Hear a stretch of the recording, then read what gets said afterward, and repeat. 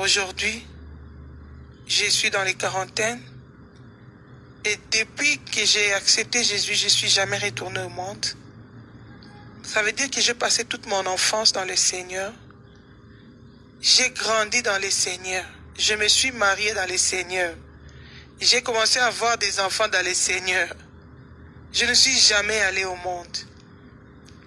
J'ai évolué dans l'œuvre du Seigneur. J'ai commencé dans la chorale, l'intercession. J'ai tout fait, le protocole et tout. Jusqu'à ce que j'ai été consacré au ministère d'évangéliste. Donc je servais le Seigneur. J'aimais le Seigneur de tout mon cœur. Mais je ne savais pas que la manière dont je menais ma vie, ça ne plaisait pas au Seigneur.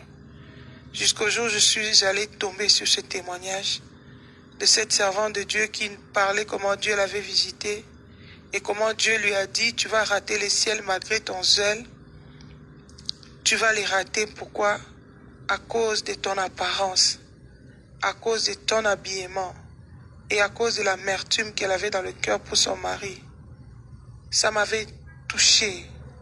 Et dans ce témoignage, elle parlait comment le Seigneur l'avait montré comment les agents du diable causaient des accidents, comment ils venaient faire des crashs, que tous ces crashs-là, ces accidents qui se produisent dans le monde, ça ne vient pas de Dieu, c'est le diable qui fait ça, qui sacrifie. Et quand les accidents veulent se produire, comment les anges, le Seigneur envoie ses anges pour épargner ses enfants. Mais quand ils viennent, quand ils trouvent que cet enfant de Dieu-là a de mèches, de faux cheveux, a des bijoux, a des maquillages, a des pantalons, ce sont des propriétés de Satan. Ils ne peuvent pas intervenir. Parce que le diable va se présenter, dit, toi tu veux le protéger, tu dis, il est un chrétien, mais il a notre marque parce il porte nos vêtements. Bien aimé, j'étais très touché. J'ai revu ma crash d'avion. J'allais en mission évangélique. Je partais en Angola pour prêcher la parole. Mais à l'époque, j'avais mes bijoux, j'avais mes maquillages. Je voyageais toujours, je prenais l'avion toujours en pantalon.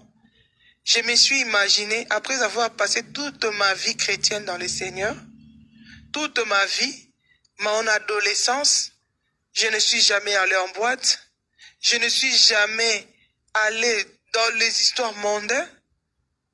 Et je mourrai dans cette crash-là, j'irai en enfer. C'est ce qui m'a vraiment touché. J'ai pris la décision de chercher le Seigneur. La Bible dit, l'enfant prodigue, quand il s'est retrouvé dans le pays lointain, il était entré en lui-même. Luc 15, à partir du verset 12, nous dit, cet enfant, quand la souffrance est arrivée dans sa vie, il a fait un examen de conscience. Il a dit non.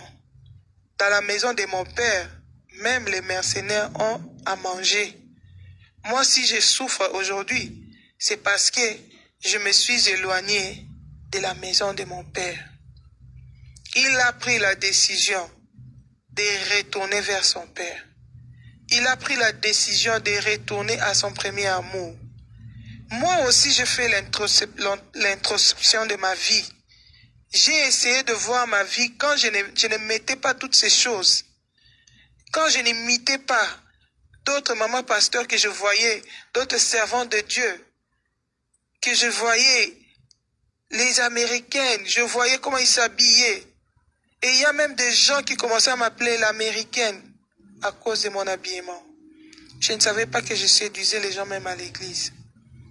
Je ne savais pas que j'ai marché dans l'impudicité par l'habillement. Je ne savais pas que ça faisait mal au cœur du Seigneur, que le Seigneur ne se plaisait pas de toutes ces choses. Peut-être tu es comme moi aujourd'hui. Tu ne sais pas. Tu dis que tu aimes le Seigneur. Tu sers le Seigneur, mais tu portes encore des pantalons. Tu mets encore de bijoux. Tu mets encore de faux cheveux. Tu mets encore de faux ongles. On te dit il faut paraître belle. Parce que s'il y a des gens dehors qui peuvent arracher ton mari, tu dois être présentable. Mais la Bible dit, la beauté que Dieu veut, c'est la beauté intérieure. Celle qui est incorruptible. Ce n'est pas celle qui consiste dans les parures. Bien aimé, quand j'ai pris la décision de chercher le Seigneur m'a visité. le Seigneur m'a parlé. Elle m'a dit, Fifi, tu remarques aujourd'hui, les femmes sont devenues belles comme vous vous dites. Quoique ce n'est pas la beauté devant moi. Quand moi je vois ces maquillages, c'est la saleté devant moi. Parce que c'est le sang humain, c'est les excréments. Tous ces maquillages-là, on se fait avec des excréments. C'est la pourriture devant moi, ça ne me plaît pas. Je veux que la personne soit comme je l'ai créée. Mais regarde, depuis que le monde entier est entré dans la séduction, dans tous ces maquillages, les femmes sont devenues de plus en plus séduisantes comme à l'époque de Noé, où la Bible nous dit, même les fils de Dieu étaient séduits parce que les filles des hommes étaient devenues très belles. Dans Genèse 6, regarde comment le divorce est entré dans des foyers. La Bible dit la beauté est vaine. La grâce est trompeuse, mais la femme qui craint l'Éternel, c'est celle qui sera louée.